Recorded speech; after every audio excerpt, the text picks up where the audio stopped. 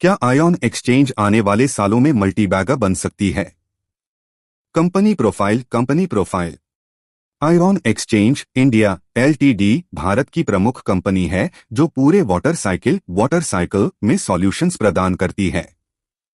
इसकी सेवाएं शामिल हैं pretreatment, process water treatment, waste water treatment, recycling एवं zero liquid discharge ZLD, sewage treatment, packaged drinking water, sea water desalination समुद्री जल का शुद्धिकरण। बिजनेस एवं revenue mix FY25 consolidated engineering 61% उदास स्माइली वाटर और waste water treatment, sea water desalination और zero liquid discharge सेवाएं। केमिकल्स 29% उदास स्माइली रेजिन, स्पेशलिटी केमिकल्स और customised treatment programmes. Consumer products 10% उदास स्माइली पैकेज्ड ड्रिंकिंग वाटर और water purifiers, hotel, hospital और व्यक्तिगत ग्राहकों के लिए। ऑर्डर बुक 26,640 रुपए मिलियन। बिड पाइपलाइन 92,000 रुपए मिलियन से अधिक। प्रॉफिट लॉस मार्च 2021-2025 सेल्स 1,450 रुपए करोड़ मार्च 2021, 2,737 रुपए करोड़ मार्च 2025। ऑपरेटिंग प्रॉफिट मार्जिन OPM 14% मार्च 2021, 11% मार्च 2025। नेट प्रॉफिट 143 रुपए करोड़ मार्च 2021, 208 रुपए करोड़ मार्च 2025। EPS 9 रुपए 81 पैसे 14 रुपए 17 पैसे। डिविडेंड पे आउट 9% 11% के बीच स्थिर। भौगोलिक उपस्थिति एवं ग्राहक आधार। Revenue breakdown FY25 Bharat domestic 65%, export 35%, Africa, Japan, Middle East, रूस, South East Asia, Europe, UK, USA, Canada आदि। प्रमुख ग्राहक industrial NTPC, NPC, Reliance, IOCL, JSW, CPCL, LT, ArcelorMittal, Nippon Steel, Nayara Energy, IRCTC, भेल, Tata group. Institution Leela, Military Engineering Services, Taj Hotels, Holiday Inn, Oberoi Hotels, Apollo Hospitals, Escorts Heart Institute DLF, international Cargill, Technip France, Unilever group, Jurong, Jacobs, Kawasaki, Mitsubishi, PDO Oman, Emirates steel, IKPP Indonesia, JSA, Hyundai engineering etcetera. वित्तीय प्रदर्शन एवं metrics. Sales growth, compounded sales growth 10 साल 13%, 5 साल 13%, 3 साल 20%। Profit growth, compounded profit growth 10 साल 36%, 5 साल 17%, 3 साल 8%। TTM पिछले 12 महीने सिर्फ 2%। स्टॉक प्राइस केगर 10 साल 33%, 5 साल 41%, 1 साल -39% गिरावट।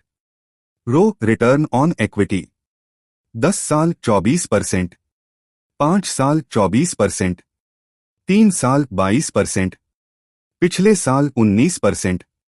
केमिकल्स डिवीजन रेवेन्यू और एबिट YoY आधार पर रेवेन्यू -5% और एबिट -6%। मुख्य कारण SAP इम्प्लीमेंटेशन, जिससे अप्रैल में लगभग 1 महीने की सेल्स प्रभावित हुई।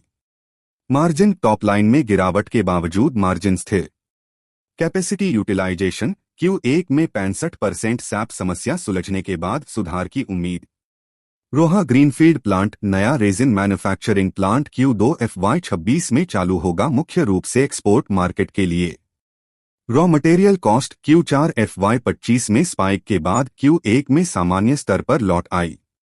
कंज्यूमर प्रोडक्ट डिवीजन रेवेन्यू और लॉस। डिवीजन का रेवेन्यू 36% YoY बढ़कर 902 रुपए मिलियन हुआ।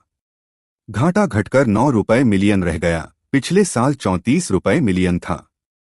मुख्य कारण मार्केट पेनिट्रेशन में बढ़ोतरी, नए product launch, alkaline water, hydrogen water, Nepal जैसे नए क्षेत्रों में विस्तार। ऑर्डर बुक, प्रोजेक्ट्स और एग्जीक्यूशन। यूपी जल निगम प्रोजेक्ट फंड फ्लो की धीमी गति से एग्जीक्यूशन और रिसीवेबल्स पर दबाव। मैनेजमेंट ने बैकलॉग का अनुमान कम किया। OM हिस्सा 10 साल में पूरा होगा, लेकिन इसमें कॉस्ट एस्केलेशन पास थ्रू नहीं है। श्रीलंका प्रोजेक्ट पेमेंट प्राप्त हुई, जिससे कॉन्ट्रैक्ट क्लोजिंग में मदद। लीगेसी प्रोजेक्ट्स चल रहे हैं, लेकिन FY26 के अंत तक पूरे होने तक मार्जिन पर दबाव बनाए रखेंगे। ऑर्डर इनटेक Q1 में कोई बड़ी जीत नहीं, बस टाइमिंग डिले की वजह से। मजबूत बिड पाइपलाइन, खासकर मिडिल ईस्ट प्रोजेक्ट्स पर फोकस। आउटलुक 500 रुपए करोड़ रेवेन्यू टारगेट, वर्तमान रन रेट 300 रुपए करोड़। ब्रेक इवन तक पहुंचने के लिए टेक्नोलॉजी और मार्केट कवरेज में निवेश जारी।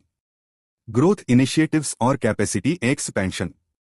रोहा ग्रीनफील्ड प्लांट 400 रुपए करोड़ का निवेश, 275 रुपए करोड़ मैन्युफैक्चरिंग, 125 रुपए crore cost optimisation. Q2 FY26 के अंत तक कमीशनिंग। अगले 3 से 4 साल में meaningful scale up, target asset turnover 2.5x। Membrane component manufacturing capacity utilisation पर नजर। फिलहाल नई कैपेसिटी बढ़ाने की योजना नहीं।